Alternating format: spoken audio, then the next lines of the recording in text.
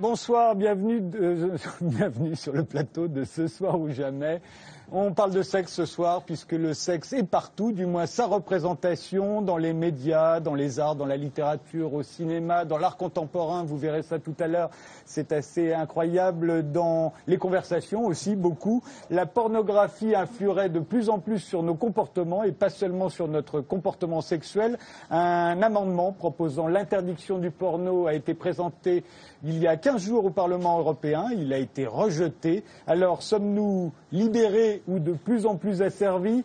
On en débat ce soir avec Arthur H. Vous êtes auteur, compositeur, interprète. En attendant votre prochain album à l'automne prochain, vous sortez dans la collection Poetica Musica, dont vous êtes le producteur, un disque intitulé L'Or d'Eros, où vous interprétez des poésies sexuelles signées Georges Bataille, Pierre Louis, James Joyce, Guillaume Apollinaire, André Breton ou Paul Éluard. C'est Nicolas Repac qui a conçu la musique. Bénédicte Martin, vous êtes l'auteur de Warm Up, de Perspectives de Paradis, de Quelqu'un, quelque part est foutu. Aujourd'hui, vous publiez La Femme, un brûlot littéraire et sexy, féminin, pas féministe, dont la couverture a d'abord été interdite sur Apple Store, et puis le site de vente en ligne s'est aperçu du ridicule et il a changé d'avis. Céline Tran, jusqu'à l'année dernière, c'est sous le nom de Katsuni que l'on vous connaissait. Vous avez été pendant 13 ans l'une des actrices de X les plus connues du monde et à ce titre, vous avez été classée parmi les 100 femmes les plus influentes en France par un sondage réalisé en 2013 pour le magazine Slate. Aujourd'hui, vous écrivez une bande dessinée, notamment, qui devrait sortir en mai ou en juin. Vous jouez aussi, mais plus dans des films X. On vous voit notamment dans la 4e saison de la web-série Le Visiteur du Futur. Vous y tenez le rôle de la baronne, un peu coincée, qui s'occupe des bonnes manières de la reine. Laurent de Sutter, vous êtes professeur de philosophie du droit à l'Université libre de Bruxelles. Vous êtes l'auteur de Pornostar, fragment d'une métaphysique du X et de Contre l'érotisme. Vous publierez dans quelques semaines Métaphysique de la putain. Pour vous, les putains sont une figure, la figure de la vérité, ce qui les rend insupportables aux forces de l'ordre. Serge Tisseron, vous êtes psychiatre, psychanalyste, vous êtes l'auteur d'une trentaine d'essais traduits en 11 langues, dont 3, 6, 9, 12, apprivoiser les écrans et grandir. 3, 6, 9, 12, ce sont les âges. Pas de télévision, dites-vous, avant 3 ans, pas de console de jeux personnels avant 6 ans, Internet après 9 ans et les réseaux sociaux après 12 ans. Et puis vous venez de publier Un psy au cinéma qui propose une méthode de réflexion face aux représentations cinématographiques. Kautar Archi, vous êtes sociologue au CERLIS, le centre de recherche sur les liens sociaux. Vous êtes également romancière. Vous êtes l'auteur de Zone cinglée et de L'ampleur du saccage, qui décrit l'errance affective et sexuelle de 4 hommes liés par la fatalité d'un sacrilège. Michela Marzano, vous êtes philosophe, député du Parti démocrate au Parlement italien. Vous êtes l'auteur de Penser le corps, de La pornographie ou l'épuisement du désir, de Comme un papillon. Et c'est à vous que l'on doit le dictionnaire du corps. Votre prochain livre s'intitulera Tout ce que je sais de l'amour. Il sortira à la rentrée. Enfin, Claude Habib, vous êtes professeur de littérature à la Sorbonne Nouvelle. Vous êtes l'auteur du Consentement amoureux, de Galanterie française et vous venez de publier Le goût de la vie commune. C'est un éloge du conjugalisme, de l'union, de l'intimité réelle. La vie de couple nous rend meilleurs, expliquez-vous, et plus moraux. Alors naguère encore, la sexualité était cachée, refoulée, honteuse. Aujourd'hui, elle se donne en spectacle. Tour d'horizon de nos folies sexuelles grand public en 3 minutes. Regardez. Alors cette hypersexualisation de notre société, dans les médias, dans les arts, dans la mode, on va voir des photos de publicité pour des marques de prêt-à-porter, vous allez voir. Est-ce qu'il faut s'en réjouir, Arthur H? Vous chantez Pierre Louis, Apollinaire, André Breton, mais c'était la pornographie d'hier. Qu'est-ce que vous pensez de celle d'aujourd'hui? Je pense que c'est... Quel meilleur moyen il y a de vendre des choses que le sexe, bien sûr, parce qu'on a tous une pulsion vitale très forte. Moi, je me rappelle, ça m'a frappé, au moment où j'avais passé 3-4 mois en Corse sans télé, sans aucune publicité, sans aucun affichage et tout ça. Donc on perd l'habitude de voir des femmes nues, tout ça. Et on est beaucoup moins excité, on est tranquille en fait, on en redevient à un rythme normal. Et dès qu'on revient dans une grande ville, on est comme assailli par des culs, des seins, des femmes magnifiques, tout ça. Donc, vous en souffrez? En fait, on a envie de baiser tout le monde, quoi. Après, on arrive dans un état où tout le monde a envie de baiser tout le temps. Mais c'est un état d'excitation. C'est mauvais pour la santé? Je sais pas si c'est mauvais pour la santé. Je suis pas docteur, mais en tout cas, on a envie de faire l'amour avec tout le monde tout le temps. Et je pense que c'est un moyen de finalement d'être un très bon consommateur, d'être dans la société. C'est un moyen comme un autre, quoi. Claude Habib? Et moi, j'ai pas du tout ce sentiment d'hypersexualisation. J'ai le sentiment que Paris est beaucoup moins couvert d'affiches représentant des derrières, comme vous dites, que dans les années 70-80. Ah bon? Dans les années 70, il y avait des cinémas porno. Partout. Partout. Et donc, il y avait Collégienne en folie, Les nonnes s'amusent. Enfin, bon, avec des affiches qui étaient franchement, enfin, pas suggestives, et des affiches pornographiques. Et que, grâce à Internet, les gens peuvent avoir accès à ceux qui les intéressent, mais en tout cas, les murs de la ville sont beaucoup moins choquants. Dans les années 80. Vous voulez dire que, en fait, l'hypersexualisation est sur Internet aujourd'hui et que ça a débarrassé la ville? Ah, ça a clairement débarrassé la ville. Moi, je me souviens, il y avait des étudiantes américaines dans les années 80. Elles étaient terriblement choquées à Paris. Elles étaient mal, quoi. Elles s'attendaient pas à une chose pareille en venant de l'Amérique. Et bon, maintenant, j'ai l'impression que... Quand même, quand vous ouvrez les journaux, vous voyez ça, hein, tout le temps, tout le temps. Les publicités se sont beaucoup inspirées. Michela Marzano? Elles étaient beaucoup plus dénudées avant. Oui. Ouais. Si vous voyez les films des années 70, on voit vraiment beaucoup plus de seins qu'aujourd'hui. Je ne sais pas, moi j'ai un sentiment un peu bizarre par rapport à ça, parce que d'une part, je suis assez d'accord avec Claude Habib, c'est-à-dire je considère que par rapport à il y a 10-15 ans, on en fait beaucoup moins. On les fait de façon différente peut-être, c'est-à-dire soit on en rigole, d'ailleurs il y a eu beaucoup de scènes qu'on a vues où il y avait un mélange entre sexualité et amusement, et rire là où il y a 10 ou 15 ans, c'était des images explicites et très sérieuses. Tout à l'heure, vous rirez de moi. Voilà, peut-être on va rire moins tout à l'heure. Voilà, en tout cas, il y a ça. Et d'autre part, j'ai aussi le sentiment que par rapport à il y a une quinzaine d'années, on a une montée d'un discours assez réactionnaire, c'est-à-dire un retour en arrière. Alors, on en rit d'une part, il y a une présence forte sur Internet, mais au fond, sur Internet, on va voir les images seulement si on a envie de les voir, donc on n'est pas obligé non plus. D'autre part, on a un discours qui a tendance à normaliser à nouveau la sexualité. Et donc, en fait, je trouve que c'est beaucoup plus compliqué, c'est complexe. Il y a 15 ans, c'était simple. On était envahis et seulement qui avait tendance à dire, bon, franchement, peut-être on pourrait en avoir un peu moins, tout de suite été traité comme quelqu'un qui voulait interdire. Là où aujourd'hui, on en voit moins, et on voit de plus en plus des gens qui veulent interdire. Ce que vous avez dit pendant la présentation au Parlement européen, quelqu'un qui ose présenter un amendement qui est censé vouloir interdire, ça en dit long. Moi, je peux vous dire que de plus en plus en Italie, on voit arriver des amendements qui sont quand même choquants, parce qu'on est dans l'interdiction beaucoup plus que dans les partages, dans la communication.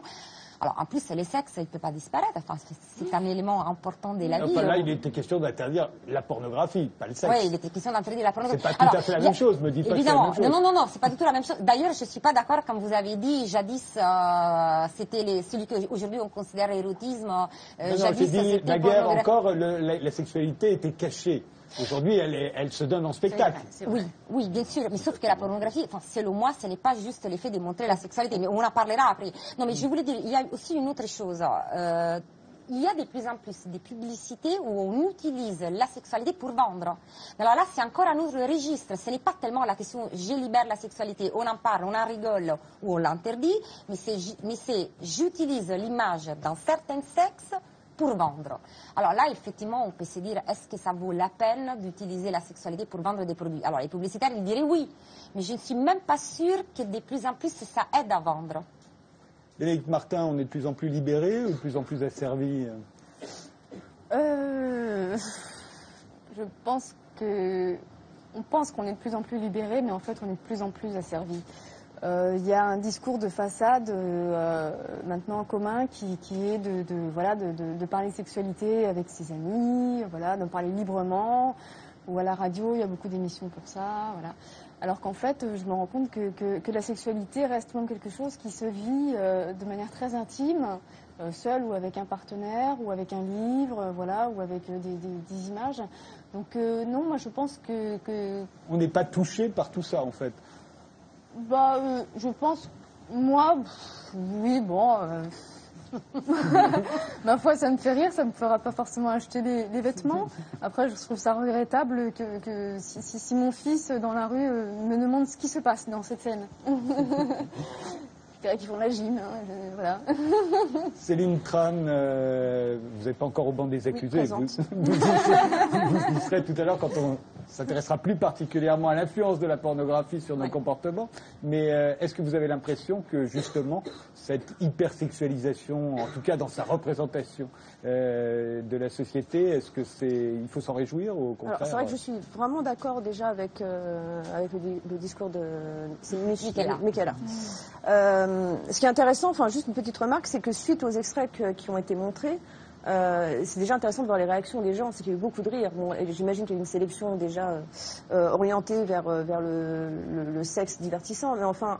c'est ce qu'on voit à la télévision. On voit des scènes qui sont plus ou moins explicites, mais au final, la réaction des gens est de sourire et de rire de ça. Donc il y a quand même une distanciation par rapport à ça, à un certain recul. Ensuite, être à servir, c'est accepter de donner du pouvoir à son environnement. Et ça, c'est encore aussi un choix. Si à un moment donné, on se sent agressé par ce que publient certains magazines, eh ben, il faut arrêter tout simplement de les feuilleter. Enfin, moi, je m'expose pas, par exemple. J'ai arrêté de regarder la télé il y a plusieurs années. Voilà. Je ne fais que sélectionner le contenu qui m'intéresse et je refuse de me laisser polluer parce qu'il pourrait éventuellement m'agresser ou me... Vous croyez à la contestation par le retrait? On peut s'isoler totalement et on est... Ou alors dans les réseaux sociaux, on voit beaucoup aujourd'hui des articles qui sont postés avec des titres très racoleurs puisque l'intérêt, on le sait très bien, c'est de créer du trafic. Donc on va mettre des mots-clés, on va mettre... mon nom en lui-même est un mot-clé, je sais très bien qu'on va souvent inviter parce que voilà, c'est un mot qui vient du trafic comme le mot sexe, comme le mot porno. Sauf que derrière, il n'y a pas forcément un article de fond ou de la véritable info. Simplement, les gens vont cliquer. Bon, à partir de ce moment-là, je pense qu'il faut aussi faire le choix des fois de se dire je ne clique pas. Parce que cliquer, c'est contribuer. C'est voter pour que cette information, finalement, ait du pouvoir. Donc, si on veut ne pas être asservi, il faut simplement ne pas aller voir et résister à la tentation. Archie. Non, je pense que par rapport à ces questions, c'est important effectivement de pas tomber dans des formes de dramatisation ou dans des formes de moralisme qui seraient susceptibles de réagir. Je pense que c'est important déjà, si on revient à la question de la pornographie, de replacer ça dans un contexte historique. Et la pornographie et la sexualité en général, ça a une histoire. Si on remonte à l'Empire romain et si on redescend progressivement jusqu'à nos jours, les images à caractère sexuel ont toujours existé. Alors moi, ce qui m'intéresse particulièrement par rapport à ces questions-là, c'est de voir les fonctions que vont jouer ces images à caractère sexuel dans les sociétés. À l'époque romaine et puis ensuite dans des sociétés de type société indienne, société orientale, c'est des images qui sont là pour rappeler aux humains le caractère sacré de la sexualité et donc inscrire la sexualité dans une sorte de logique de la procréation. Donc là, à la rigueur, c'est une fonction qu'on peut tout à fait comprendre. Ce qui m'intéresse aussi, c'est de voir à quel moment est-ce qu'on observe une rupture sur le plan historique. Les guerres de religion et puis le phénomène de réforme et de contre-réforme par la suite qui est survenu amène une sorte de culpabilisation extrême de la chair, de la sexualité. Et l'Église, petit à petit, va commencer à vouloir mettre en place des formes de contrôle de l'intimité de chacun. Le principe de la confession, par exemple, c'est exactement ça. Et progressivement, ensuite, dans les années 70 en Europe et puis à d'autres moments dans d'autres sociétés, on a l'avènement de la révolution sexuelle.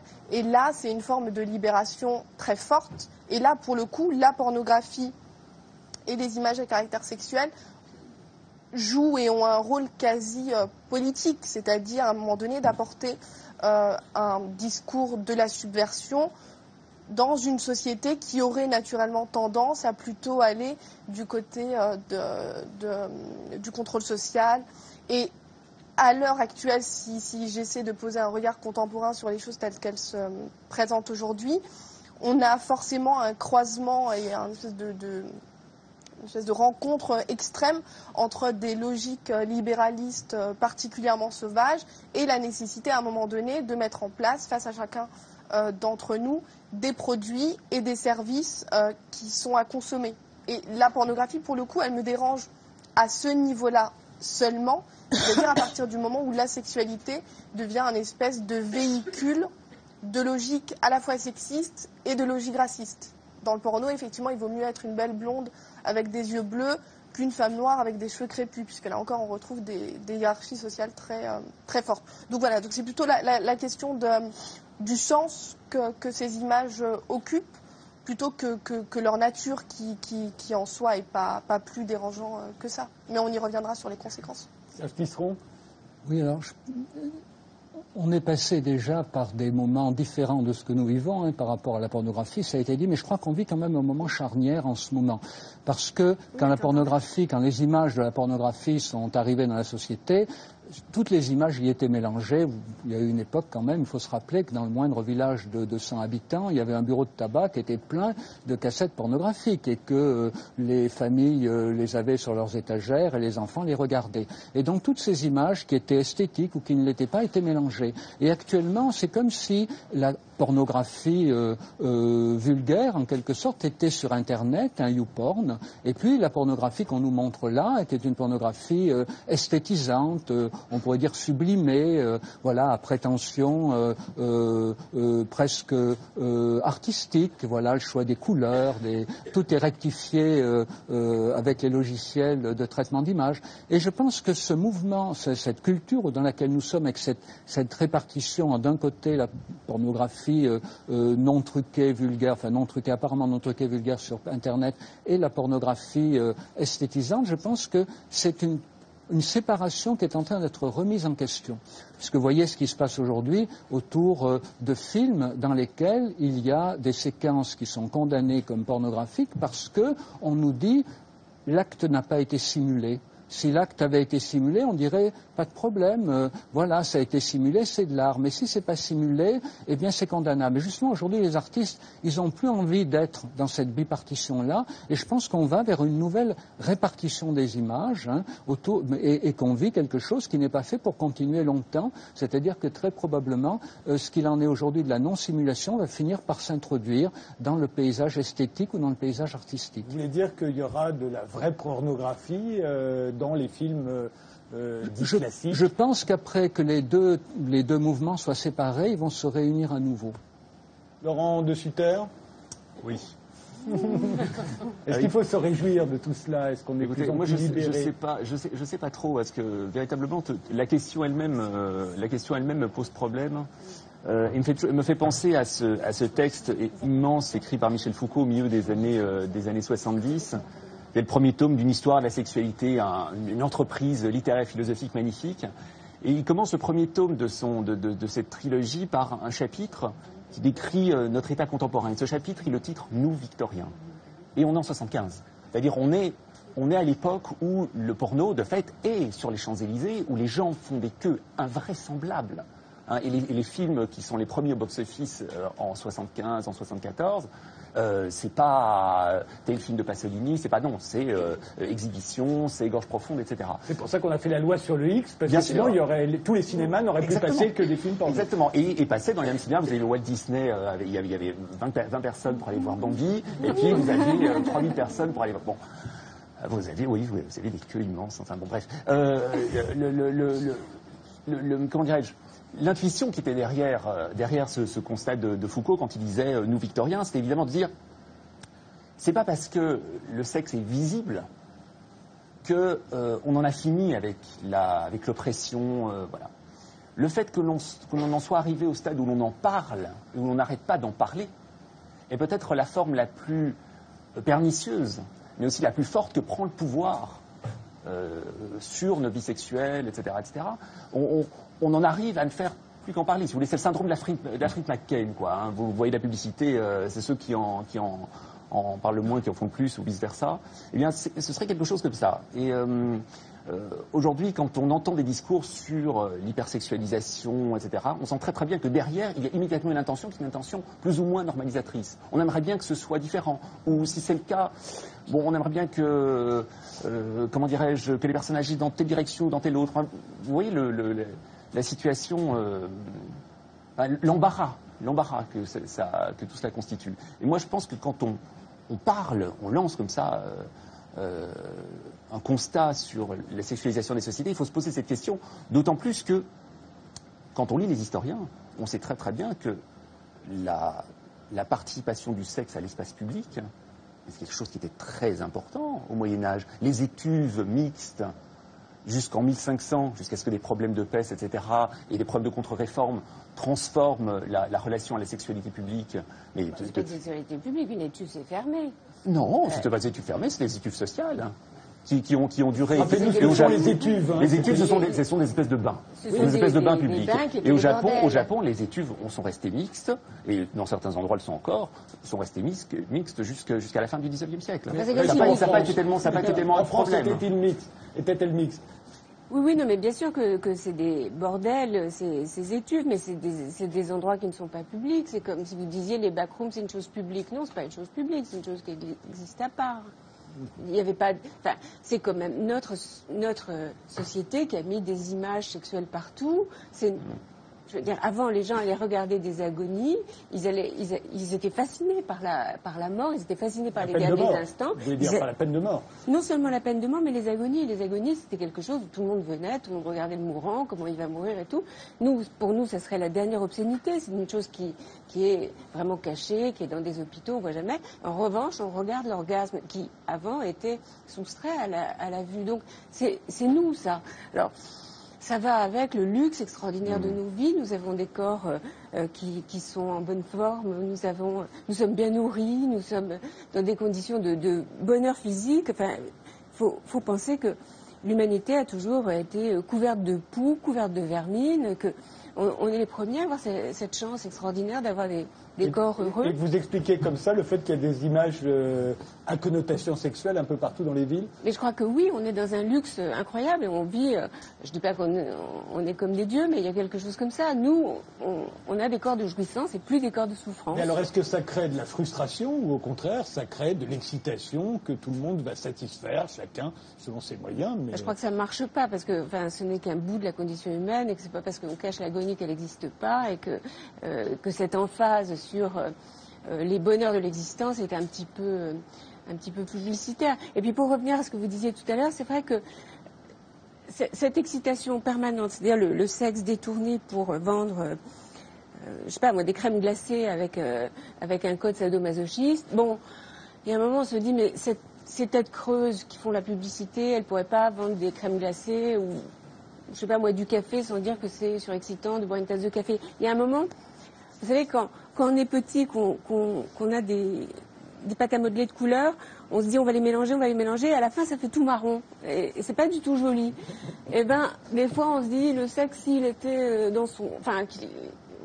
s'il servait pas à faire manger du yaourt, ça serait mieux. Alors le sexe qui ne sert pas du tout à faire manger du yaourt, ça s'appelle le cinéma porno. Enfin ça s'appelait le cinéma porno. Maintenant ça s'appelle le porno tout court parce que c'est plus du cinéma. Ça sert à rien vendre à part de l'excitation. Voilà. Est-ce que c'est bien pour autant? Certains s'en méfient et par exemple ils nous donneraient une fausse idée de la réalité. Il aurait une mauvaise influence sur notre sexualité. C'est une boîte de production new-yorkaise qui s'est amusée à faire le comparatif entre le porno et la vraie vie. Voilà ce que ça donne. C'est uniquement visible sur Internet.